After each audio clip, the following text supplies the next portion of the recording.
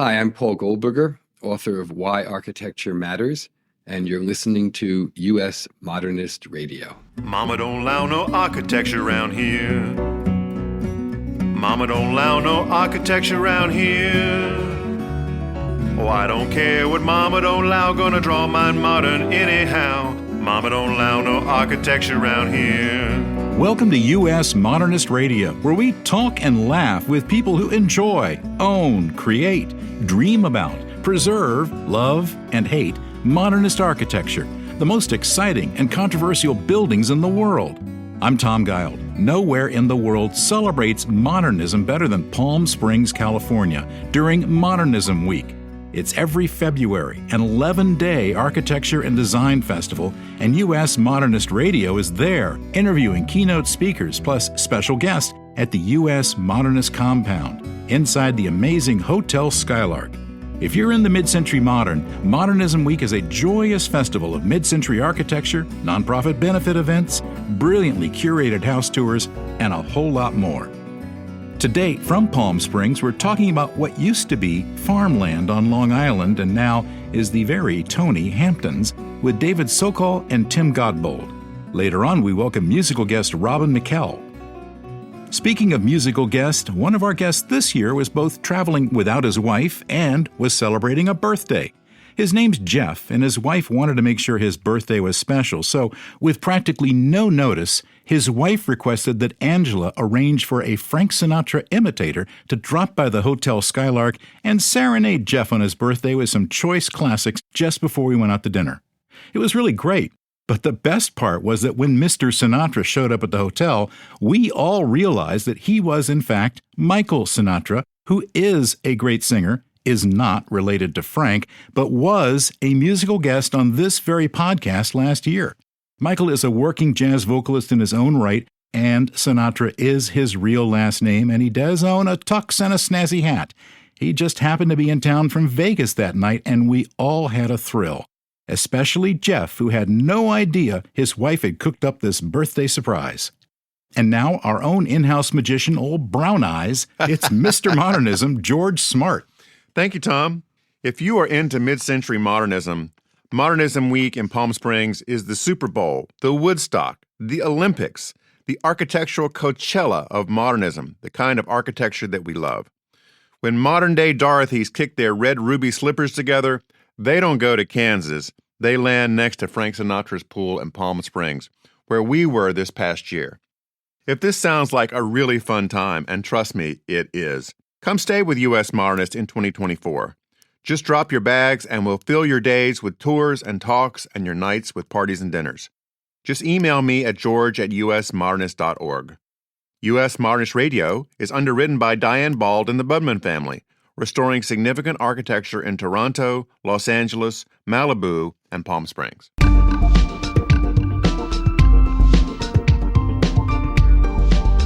Starting in the late 50s, the Hamptons on the eastern end of Long Island was largely farmland. People built small, intricate modernist houses out there, some to the point of cabins, to get away from city life. Today, with a new wave of huge houses and immense wealth controlling the real estate market, preservationists are focusing on both creating new, modest modernist houses and saving mid-century modernist houses from the bulldozer. David Sokol is a New York-based writer and critic, the former managing editor of ID Magazine, and now a contributing editor at Architectural Record and Cultured magazines. He provides communications expertise to a variety of clients in the design field, and he is the author of several books. His latest is Hamptons Modern, Contemporary Living on the East End. Here's George's conversation with David Sokol. So, David, is it true that you once interviewed Penn and Teller? I have no recall. I'm not pleading the fifth. I don't remember this. Our research team came up with a David Sokol about the right age and interviewed Penn and Teller in his youth. I was wondering if that might have been part of the cable program that you were associated with as a child. It's coming back to me now, It's George. coming back, okay. Wow, the memory's a strange piece. I did interview Penn and Teller. Yeah. You know, I think that might have actually been for my summer camp newspaper. Okay. How did that come about, that summer camp reporter got to interview Penn and Teller? I was a very enterprising summer camper. Very enterprising, obviously. Yes. My stronger reputation was for going around the camp and taking everyone's cans and bottles for recycling, which made me a few nickels. Yeah. I think it was a summer camp field trip. Summer camps sometimes do. Where were they performing? In the city. I went to a summer camp on Long Island. Okay. Not a unique story.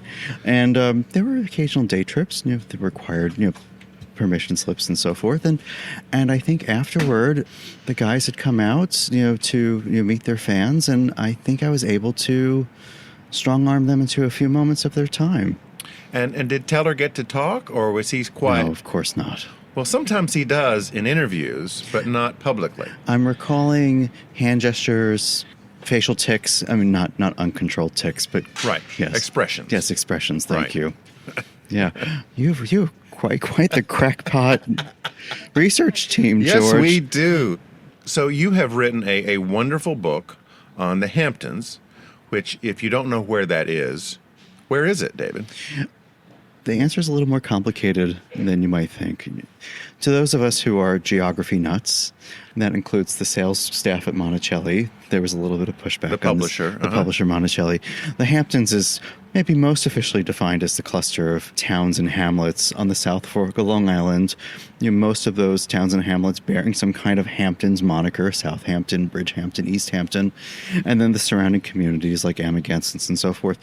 However, my pitch to my publisher, Monticelli, is that the Hamptons is broader than that the cultural ambition of the Hamptons, that's not just capital, it's ambition, it's artistry, it's self-expression, has leaked well beyond those towns and hamlets over the last several decades, extends as far east as Montauk, as far north as the North Fork of Long Island, and maybe as far west as places like Bellport.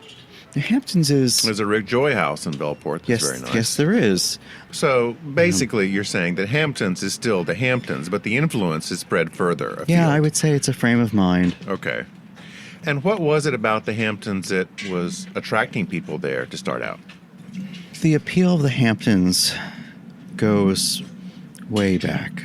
To some folks, it goes back to 1872. Mm-hmm. At that point, the Long Island Railroad was operating in the South Fork of Long Island.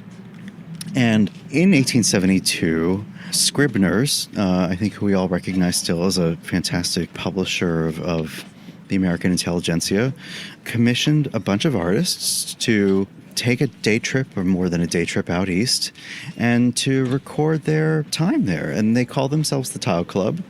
Some of those artists are still recognizable today.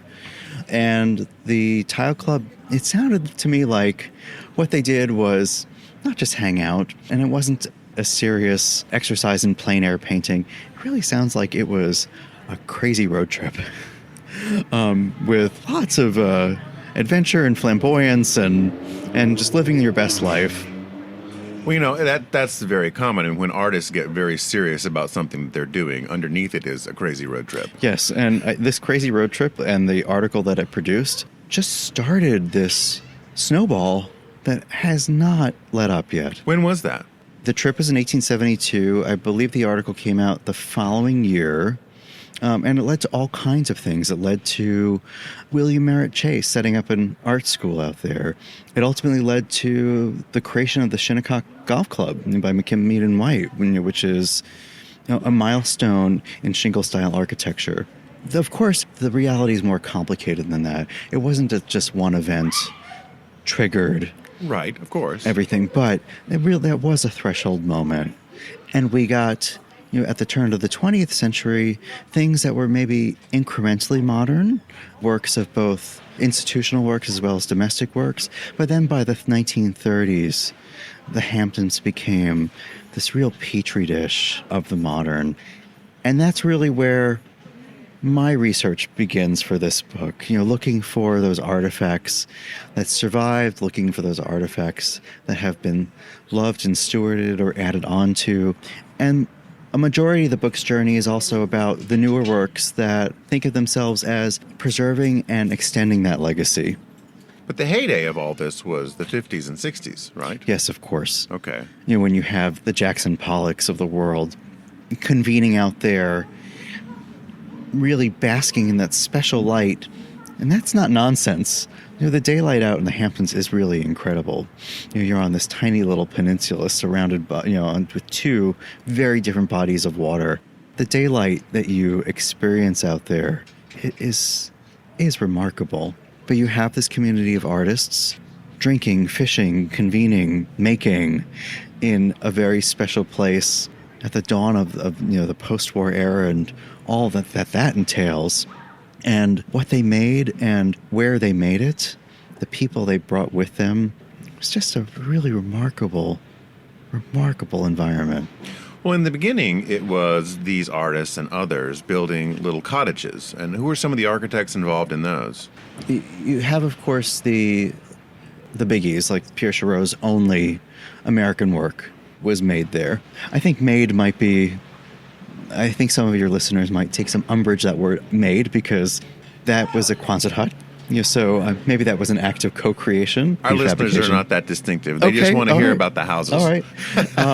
Well, if we think about the Pollock residence, that's an existing house. But when we talk about the interesting works, I kind of jump ahead to the 60s and not talk so much about the houses made for the artists, but the architects that worked for the people who followed the artists, and the biggest being Andrew Geller, in my mind. Right. And I'm sure that you've spoken to Jake a lot. Yes, Jake Gorst.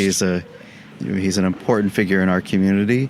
I think Geller's legacy is, the book isn't closed on it. I think that people are still coming to it and interpreting it and finding new meanings in it. And who were some of the other architects of that time? Let's see. Well, we can jump ahead again to 1968 and Charlie Gwathmey and his very first work that he had built for his parents. And that's when the place really catches fire, right? I think that period from Geller to Gwathmey is super important. It's raising awareness, and it's making people think that you can do something different out there, both architects and the clients, right? These are not just masterworks for the sake of mastery. They're also containers for living and enjoying life. Well, at some point, this collection of artists and these collection of initial homeowners by Harry Bates and Franzen and Goldfinger and others sort of gave way to the venture capitalist wave that came out there. When did that start happening? I want to preface this by saying that wave of venture capitalism, the original finance bros, this is a phenomenon that's not limited to the Hamptons. You'll see it in other communities. For instance, Mount Desert Island in Maine, best known for Bar Harbor. Right.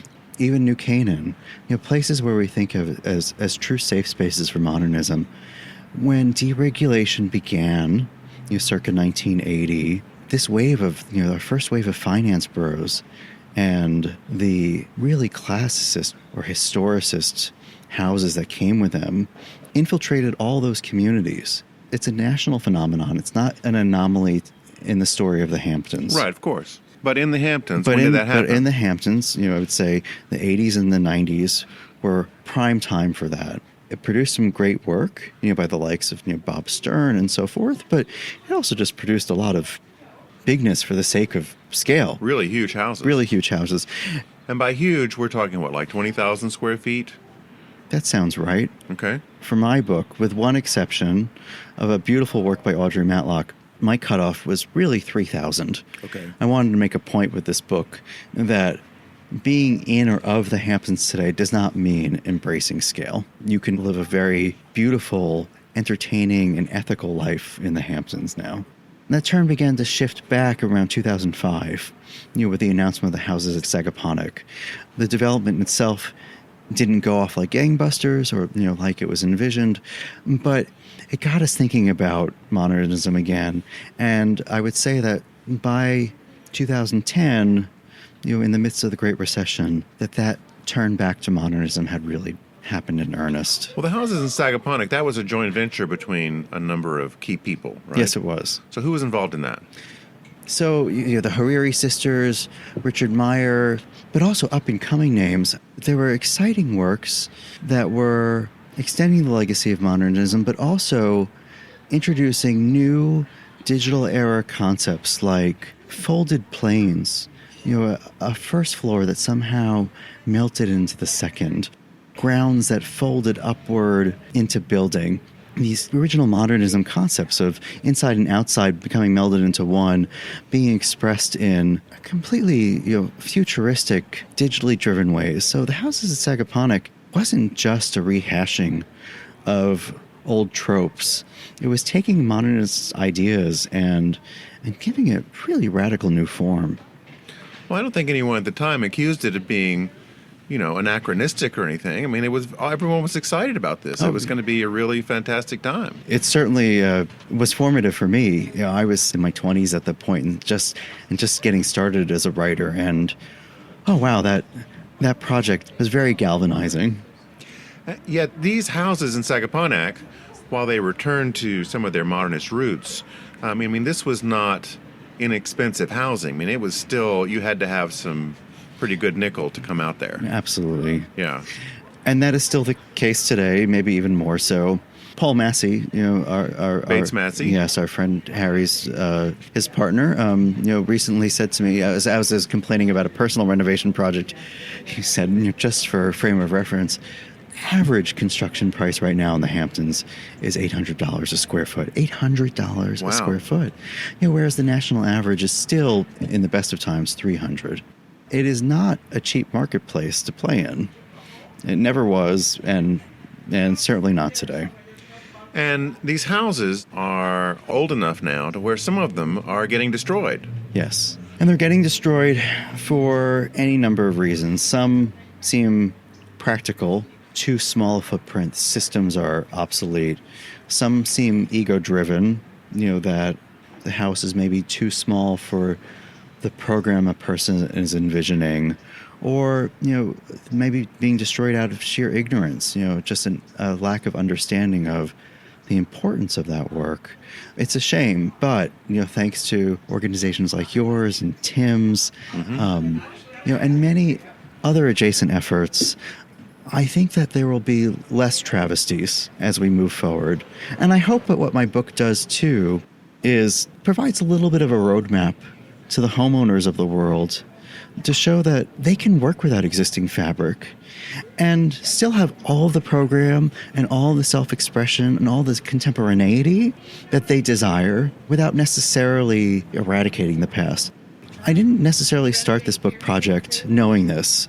It was just a realization that I had in the middle of the pandemic. Still haven't put those two together, but in the middle of some pandemic woe, I thought to myself, I want to divide this book into three. And I want the first third of the book to be preservation-minded. Whether they were older works that were preserved outright or added on to in respectful and exciting ways. And I hope that by making an example of those projects in this book, it contributes to this preservation and adaptive reuse project that's bigger than me or a book. Hopefully the book and those projects that are in it, and more important, the people who made them, I'm just a medium, makes preservation out east sexy, financially viable, and of course, important. The book is Hamptons Modern. Thank you, David. George, it was so nice to be here. I have to thank you for your time. I also want to thank Tim and our friends at the New Canaan Historical Society for bringing me and the book to your attention. I don't think without them, I'd be sitting here today.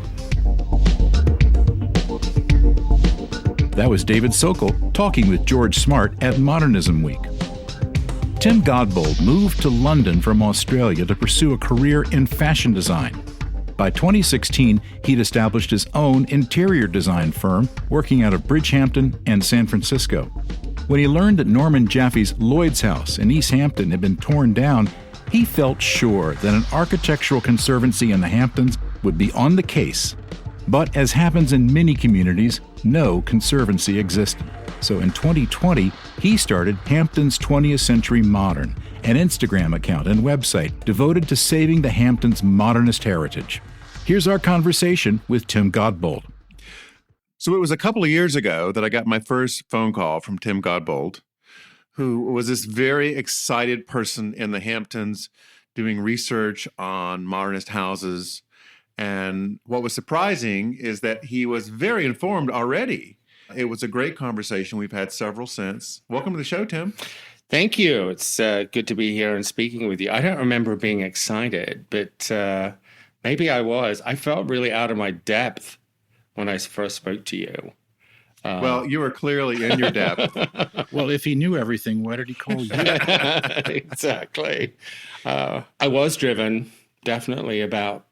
I was just shocked that there was no preservation in the Hamptons. You know, I just, having come to the Palm Springs Modernism Week for at least 10 years, I was just convinced that it would have been the same thing going on in the Hamptons, and there was nothing. I thought so, too, about North Carolina when I started. I said, surely someone has done this. And then a voice came to me and said, don't call me Shirley. Well, I called Alistair Gordon, who I know you know, who is the famous author of many, many books on Hamptons Modernism. And we were having this conversation, and I was like, you know, I thought I was just going to join an organization, donate some money every year, and I could show up at a benefit, right? And I could say I've done my part for Hamptons Modernism. Check it off. Yeah. And then when I spoke to Alistair on the phone, I was like, so, you know, what's the organization out here? And Alistair's like, there isn't any. What are you talking about? There isn't any organization. And that's when I said, well, you know, I'm kind of thinking of doing something then. And I'll never forget it. The words out of his mouth were, if you're going to do anything, you better do it now because they're all getting torn down. And so that was my call to arms, basically. And this was in 2020?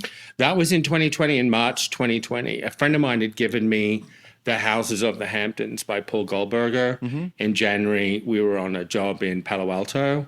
He'd found it in a sale bin in Palm Springs, of all places. And I remember flicking through it and thinking, wow, these houses are amazing. And the second thought was, I know more about Palm Springs modernism than I do about what's in my own backyard. Oh, wow. And that really shocked me too, you know, that I was that ignorant about modernism that is a passion for me and had no clue what was sitting in my backyard. It was nuts. And so, like most people who catch this disease, you got in your car and started driving around, right? I did. You know, my father was an architect, so it's somewhat in my blood, you know, and I work in interior design. So I did. I started driving around, but as you know, with the Hamptons, everything's behind a hedge. So a lot of the times it's really hard to see things. But I was able to really start seeing really what was going on, and it was incredible. I mean, it's incredible architecture out there. Whenever I show people houses of modernist design from the Hamptons, they're always blown away. You know, they had no idea it was there. It's so under the radar. It's crazy. Well, it's the hedges. It's the hedges. You know, I did a talk in 2020, and there were some international people. You know, we were all Zooming, right? So I did this Zoom talk with the East Hampton Historical Society, and a lot of people came in from, you know, international, and the feedback was, you know, we had no idea that this was out there. So it's really about making people aware. This first wave of modernist houses that came in was starting post-war, right? Late 40s? Yeah, even late 30s. And then, you know, it was really around, I always think of it as, you know, with the huge, incredible art scene just after the Great Depression and around World War II. You know, we had Jackson Pollock, Peter Blake, which was one of the original sort of modernist architects. You know, there was this symbiosis, I think, between the art scene, which was really modern in thinking, and then them meeting and connecting and socializing with the architects. And Peter Blake was a huge, very good friend of he was a magazine editor. Right. And good friend of Jackson Pollock's, but they all mixed. And I think that was a huge sort of interesting melting pot for modernist architecture out there. In the 80s, people started discovering the Hamptons from New York, and a lot of people in finance would come out there and build vacation homes, and there were a lot of larger homes built, but not quite as much demolition as we're starting to see now. Yeah, I think a lot of those houses, they were owned, a lot of TV and film people. You know, Norman Jaffe was sort of like the architect to the stars. You know, Alan Alda, I know we all know because we were all watching MASH back then, right? So, you know, Alan Alda hired Jaffe to build his house. He still owns that house. Yes, in the 70s and 80s, it was busy, but there was still a lot of land available. But then also what happened around that time was modernism became passé and out of style. And, for whatever reason, and depending on who you speak with, there's a number of reasons why it went out of style. But, the whole New England shingle, the McMansion sort of shingle style houses started becoming all the rage, and modernism just sort of wilted away. Yeah, it really did become something where with the lack of land, everyone's starting to look at, okay, what can we tear down? Yeah. And it's surprising because they're spending millions and millions of dollars just on the piece of land and not the house. I mean, people in the Hamptons today will buy a piece of land, they'll build a house, they'll put it on the market, it'll get sold, and then the next person comes in, they'll tear down the house that just got built, and they'll just build another one. It's like, it's crazy. And the problem is, there's so much money involved out there with developers and the real estate industry that the building construction people just come in and say, well, just tear it down. It's going to be cheaper for you to tear it down rather than us try to fix it up. Yeah. And modernist houses, because they were built during those periods, there was a lot of land around. So what land are they going to pick? They're going to pick the beautiful bluff or the view on the ocean. Right, or the vista of the marshlands. I mean, they're the first to go. The only saving grace that we have to saving these houses in the Hamptons is if they are near a wetland. Because there are such tight controls over what you can do, say 100, 200 feet away from a marshland, that a lot of the times these houses are on, that they can't be touched.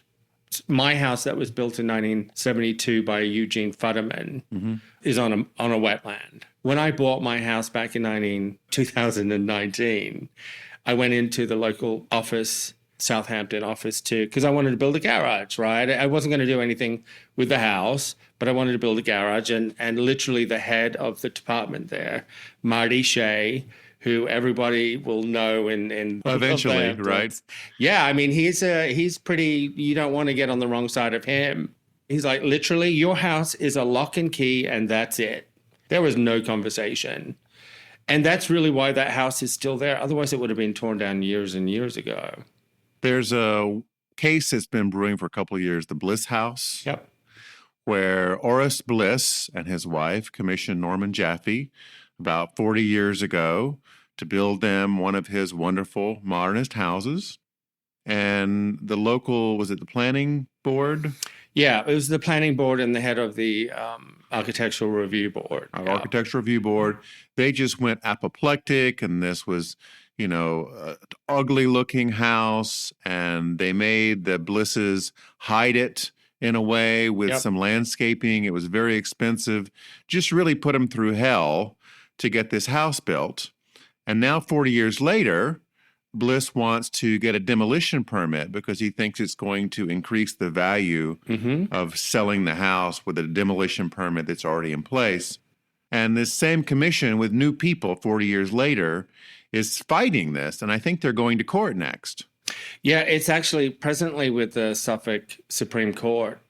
He wants to sell the house like pre-wired to be blown up in a way. It's so strange. I mean, there's never actually been any conversation with him why he wants to tear it down. Like that has never really come up in conversation, why he wants to tear it down. I think we know why he wants to tear it down, but, back to when it was first, when they were trying to get the permits placed, that roof has this huge, it's one of his sky houses where there's a really strong point of the roof line. And the argument by the gentleman you were mentioning who was in charge of the review board, one of his reasons for not building it was that because birds would impale themselves on the roof. I mean, it was just like... People make up all kinds of crazy stuff. Seriously. But back to your question, so it's with the Supreme Court, but initially when they had approached the Southampton Council with the Architectural Review Board, the lawyer is doing his lawyer thing, and I don't think he had any idea that we were going to show up. And there was myself there. There was a couple of other local architects that spoke in favor of keeping the house, right? And I even had some boards and showing examples of modernism and how you can update it and bring it into the 21st century. The lawyer was fuming that how dare we jump on him. And I mean, poor Mr. Bliss. I really feel sorry for Mr. Bliss because he's really been through a lot.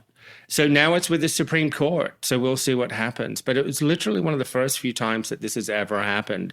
And part of the reason, I think, is because it was in the village of Southampton. So the village of Southampton has a lot more control over what you do within the village, which is really the only reason why it didn't get permitted. So this is the New York Supreme Court we're talking about? Suffolk. They have a Supreme Court. Yeah, apparently. Yeah. Wow. I still haven't heard anything about where it is and what's happened. But When I talked to him in the beginning of this, that was his reason. right. That his realtor friends had convinced him that the house wouldn't sell and he wouldn't get enough money unless he got the demolition permit already lined up and ready to go. Okay. Which is a shame. I mean, how much money do you really need? Yeah. He needs new realtor friends. Yeah. And that's unfortunately the mindset out there. We are really up against just people who they don't care about heritage. They just want to make a lot of money. You know, it's just really unsettling. Are you working at all with homeowners to get them to consider preservation easements on their property that will protect them? I don't honestly directly work with a lot of these homeowners that own them or are buying them. We do post a lot of the houses online that are for sale. Like there was a Eugene Futterman recently. We posted it. It did sell to a young couple who were in fashion that want to keep it. So for me, it's really about finding these young custodians, right? Really getting the young people excited about modernism and what we have so that they can keep these houses for many years, right? So take a little weight off our shoulders, right? So that we won't have to worry about it for another 30 years. You know, that would be ultimately what I would love to see happen. You put on a tour last year. We did. What was that all about? So when I first started this all up, it was Palm Springs Modernism Week. Just sort of quickly, it was like, you know, like that was what made me think about what we could do in the Hamptons. And so that was the first idea. We got to do a tour. We got to do a home tour. And so I partnered with Hamptons Cottages and Gardens, a big magazine out there that's got a huge circulation. I approached them and they were all over it. They wanted to get involved like right at the get-go because it hadn't been done. And I was fortunate enough to know enough homeowners that we were able to put together a home tour of between 6 and 7 houses, which all had a black exterior. I was able to create an identity for this first home tour, which was really fun and exciting, nerve-wracking. I've never done this. I was very fortunate enough to meet Maureen, who's on the Palm Springs. Maureen Urbay? Yes, on the board of directors. And they were very generous in offering us all of the paperwork that's needed to do a tour. So I had this incredible blueprint given to me by them, which made it a lot easier. I'm not sure I could have done it without all of that. So it was a huge success. We sold all our tickets. Everybody really enjoyed it. I didn't get sued. I think that was my main fear, is that someone was going to fall down steps and I was going to be living at a bus stop, having had to sell my house, which was also on the tour. So it turned out like a really great experience, and we're gearing up for this year's. So you're doing it again? We are. We want to do it every year. Yeah. Do you have dates yet for it? Yes, it's August 13th. 13th, okay. Yes, it'll be from 10 a.m. to 3 p.m. And we've got some incredible houses already lined up. In fact, we're having people approach us saying we'd love our house to be on the tour. Oh, that's wonderful. Great. Yeah, which is rare. You know, normally you're struggling to get houses on the tour, but you know, I'm guessing Alan Alda is not one of those. I would love to. I love him. I've always my father was a huge Alan Alda fan, so yeah, if I could, I would. Trust me. Yeah. How do you spread awareness of preservation in your area, other than these tours? Social media. Everyone's connected to their phones these days. So we really make an extra strong effort to use social media as our tool for marketing and PRing these houses. In fact, if there's one person that gets paid every month, it is the social media person. And we make sure that we're creating a stack every month that it tells a story. What last month's was women in architecture in the Hamptons. This month it's about postmodernism, and that's a whole thing in itself. People are so opinionated. Oh, yes. It's so very polarizing. Yeah, very. And I've had some incredible conversations about postmodernism, because that's really what's coming next. Someone said to me once, "What's your favorite house?" And my answer to that was, it's the one that no one else likes, right? Because in a way, it's very easy for all of us. We all love mid-century. We're all loving the 50s and 60s, mid-century look houses. We all have mid-century furniture in our houses, right? And it's very palatable. But there are a lot of houses that aren't palatable, say some of the 70s houses or some of the 80s modernists, which had a lot of glass brick, just rounded walls, Formica, Naugahyde. Yeah, Formica painted as marble. And, we all remember I don't think that. I've ever seen that. And people don't like those houses, right? And they turn their nose up at them. But say, in 10 years' time, that might change. And it would be a real shame in 10 years' time that people are like, oh, I love postmodernism and I love all of the glass brick. And we've torn it all down. Right. Because we didn't like it today. So it's always about making sure that the house that you might not like gets as much attention. Alexander McQueen and Tom Ford, having me coming from that fashion background, they both said the same thing. And it was basically like Tom Ford was like, Tom always looks at things he doesn't like for inspiration, because it's from that he comes up with a new philosophy and a new style of design. And Alexander McQueen was exactly the same. So when we postmodernism, I want you to turn your nose up at it, but I also want you to question why you're turning your nose up at it. So you're an anti-demolitionist. Oh, I completely am. I am so anti-demolition. That needs to be on your T-shirt, which he's wearing one today that says modernist. Yeah, and that's it. Yeah, that's it. So that's a very true point. And I don't know why I'm like that, but I always look at a house like, how can we make it better and prettier, and how can we bring it to today? I never look at a house and say, oh, yeah, let's tear it down and build something new. Well, as a public service announcement, we really want to encourage everybody to look into preservation easements for their properties, because in almost every jurisdiction, it is the only legal way to protect a house from destruction. Being on the National Register of Historic Places doesn't matter. Getting local historic designation doesn't matter. Winning awards, having a famous architect, none of it counts in terms of actually protecting a house unless you have a preservation easement, which is essentially a homeowners association for one house that rides with the deed as enforceable. We actually just started up a list of 50 houses that we've been putting into the CRIS system. And that system is run by the New York State. Basically, whenever anybody goes to a permit to demo a house, they have to put in a tax ID number.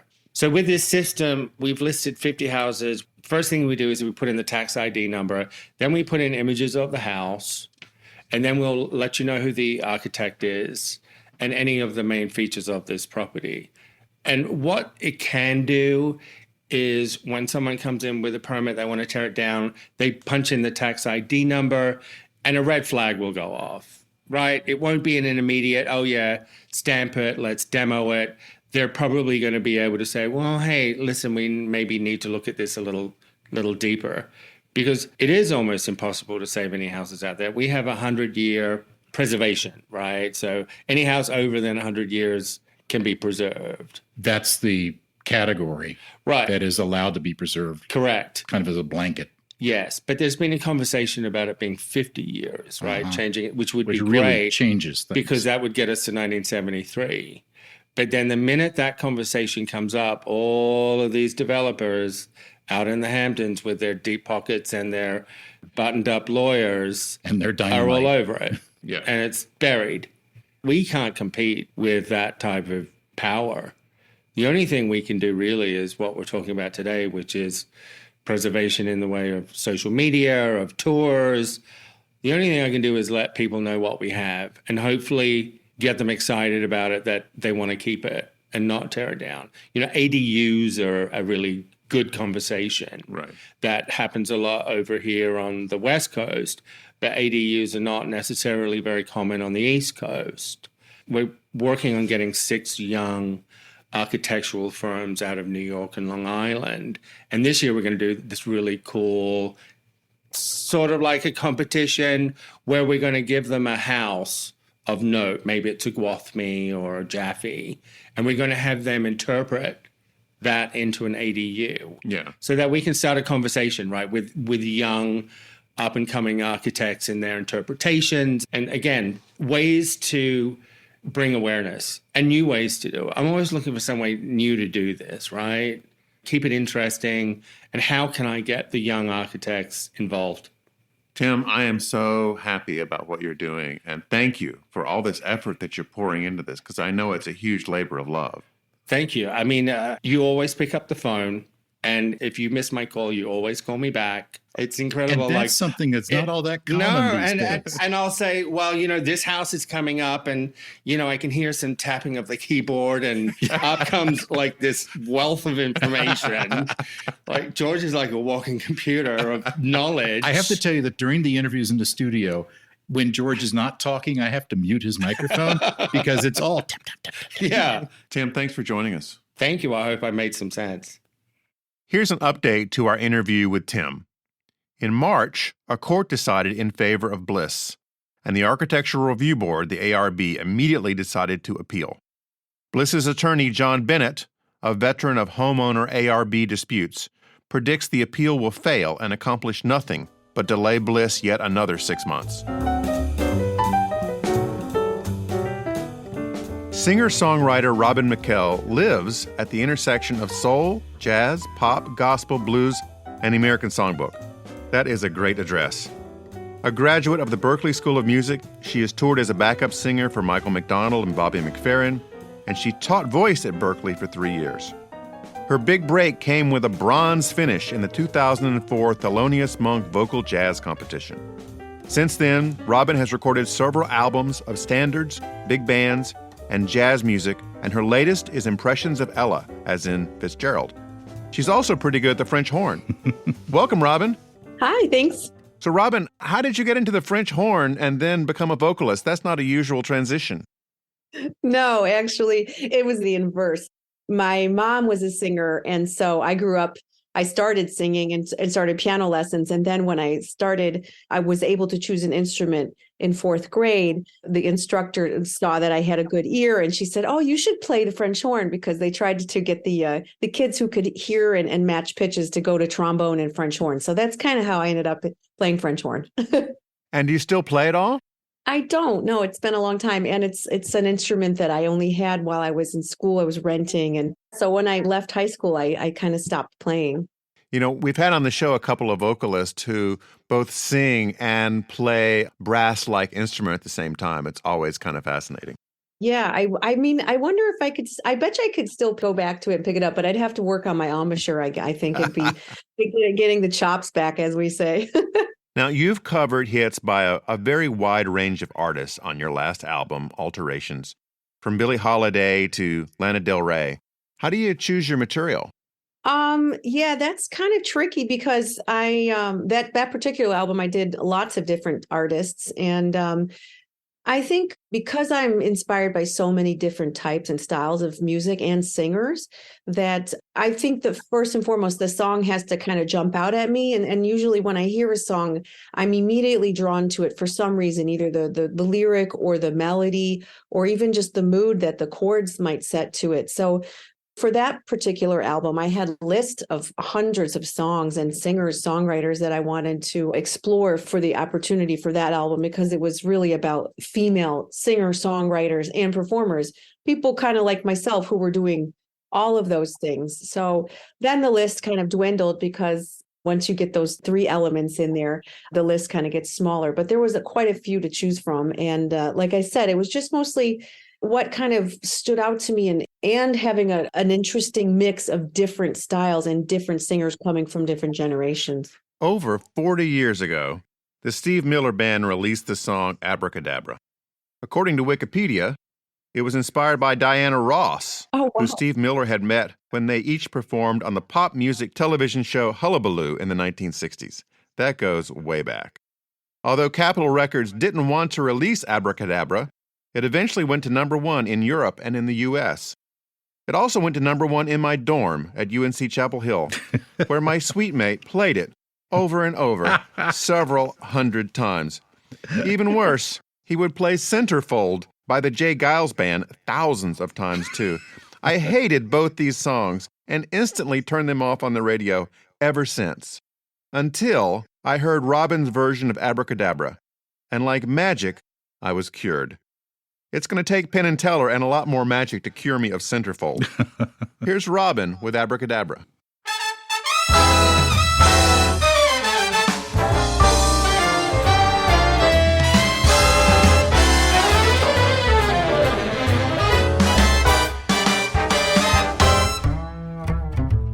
I heat up, I can't cool down.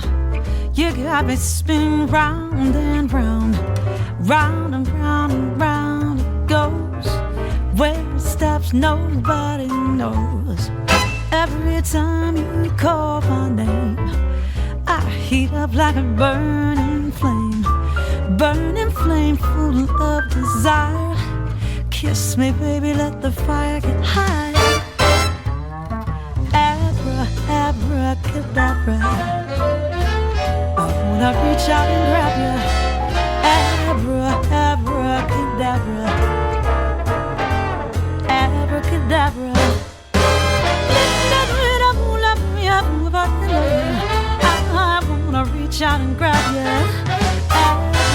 Abracadabra, I wanna reach out and grab you.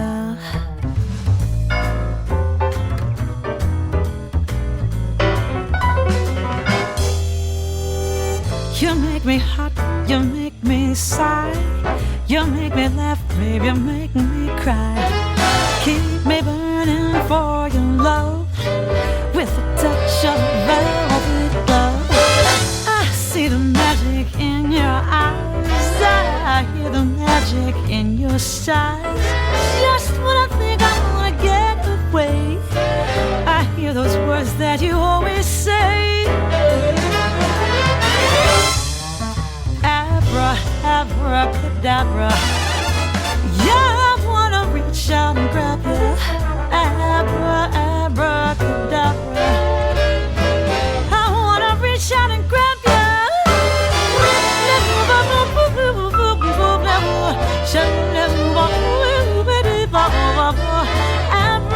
Abracadabra, I wanna reach out and grab you.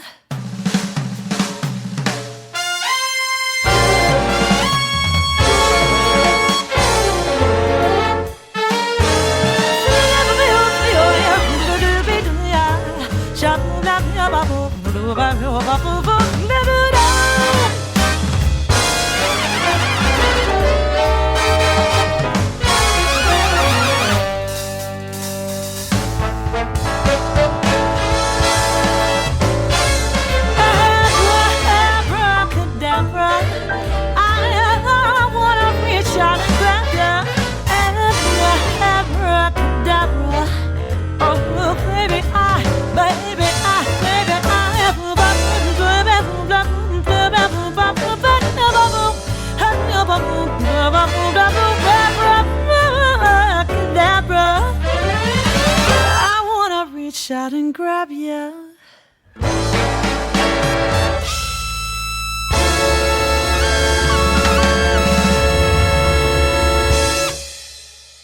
Now I could listen to that all day, Yeah, Robin. bears no resemblance to Steve Miller's song. Yeah. Well, thanks. And I hope that's a good compliment. No resemblance, but Yeah, no.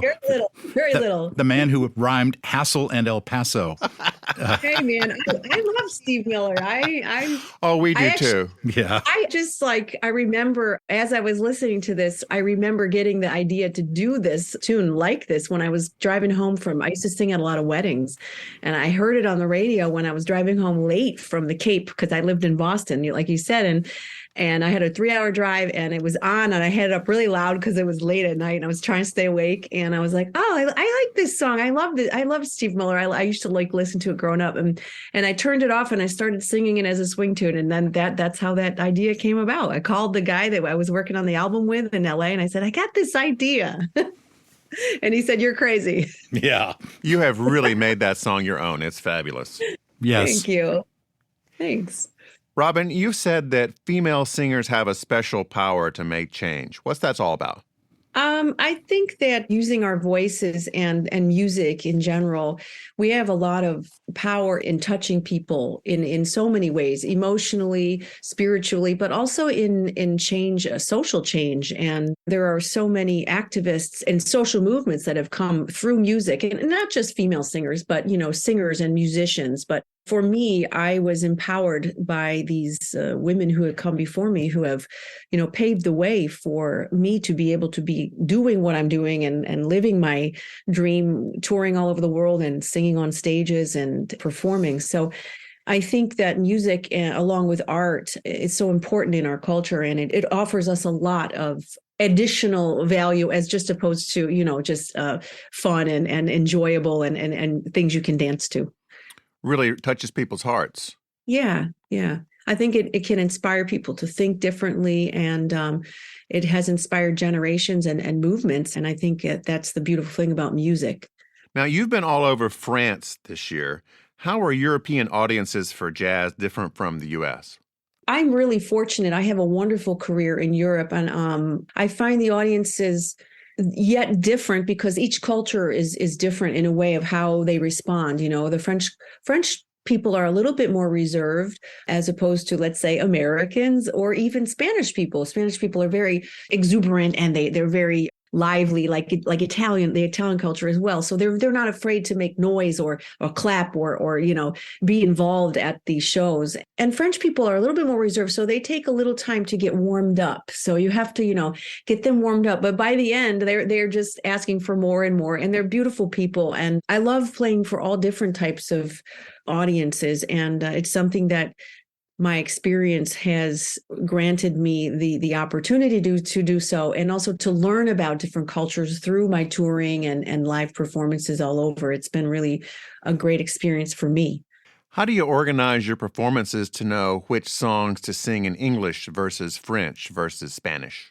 Well, that's pretty easy because I don't speak Spanish. Okay. Although I do speak French, I usually just most of my material is in English, and Okay. Usually it is the whatever album that I'm touring on. I'm usually doing the music of this album, and then sometimes I add in a few other things, and occasionally I will sing something in French. And the French people, they do love that. They think it's so charming, my little accent. This next song is from the 1940 Broadway musical Cabin in the Sky, which became a 1943 Vincent Minnelli movie featuring the great Lena Horne, Ethel Waters, Duke Ellington, Louis Armstrong, and Butterfly McQueen of Gone with the Wind fame. It's become part of the American Songbook and has been recorded by many great performers, including Benny Goodman, Sammy Kaye, Frank Sinatra, Tony Bennett, past podcast guest Jane Monheit, and of course, Ella Fitzgerald. Here's Robin with Taking a Chance on Love. Here I go again. Here I go again.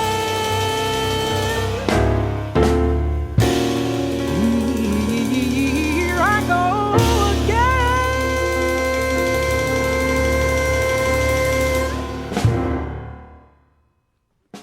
Taking a chance, taking a chance, taking a chance, taking a chance, taking a chance, taking a chance. Here I go again, I hear the trumpets blow again, all aglow again, taking a chance on love. Here I slide again, about to take that ride again, all starry-eyed again, taking a chance on love. I thought that cards were a frame-up, I never would try, but now I'm taking the game up, and the ace of hearts is high. Things are mending now, I see a rainbow bending now, we'll have our happy end chance on love.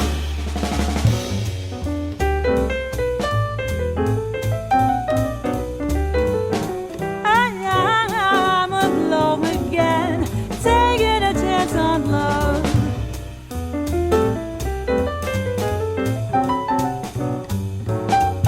Starry-eyed again, woo, taking a chance on love.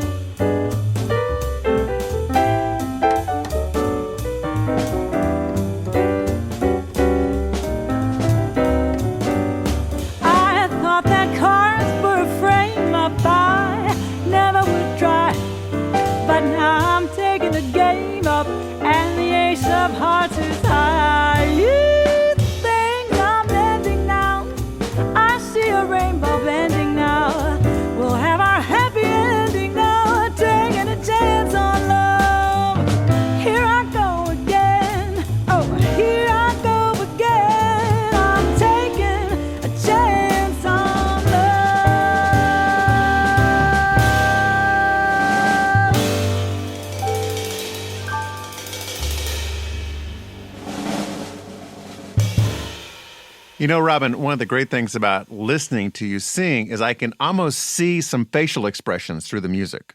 Wow. Well, I'm very expressive, that's for sure. This has been such a pleasure. How can people reach you and buy your albums? I'm on, I have a website. It's robinmckelle.com, and it's ROBINMCKELLE.com. And I'm on Instagram at Robin McKelle, and Facebook, Robin McKelle Music. And if you just Google me, I'm pretty sure I'll come up. So find me and yeah, I'm there. Thank you, Robin. Thank you, George. Thanks for listening. Want to go with us to Modernism Week in February 2024 and hang out at the U.S. Modernist compound? Email me, george@usmodernist.org. U.S. Modernist Radio is underwritten by Diane Bald and the Budman family, restoring significant architecture in Toronto, Los Angeles, Malibu, and Palm Springs. Okay, Tom, wrap it up. Visit U.S. Modernist massive archives to listen to past shows, discover documentation of 15,000 significant modernist houses, and access 4.1 million pages of classic 20th century architecture magazines. U.S. Modernist Radio is produced by Soundtracks Recording Studios in Raleigh, North Carolina. Our theme song was performed by George Smart and Robinson Earl. Kelly Policelli researched all the guests for our Modernism Week interviews, 42 of them this year. U.S. Modernist Radio is a production of Modernist Archive Incorporated, a nonprofit educational archive for the documentation, preservation, and promotion of modernist residential design. I'm Tom Godbold. George and I will be back in 2 weeks with more great guests from Modernism Week in Palm Springs. Cheers. Cheers.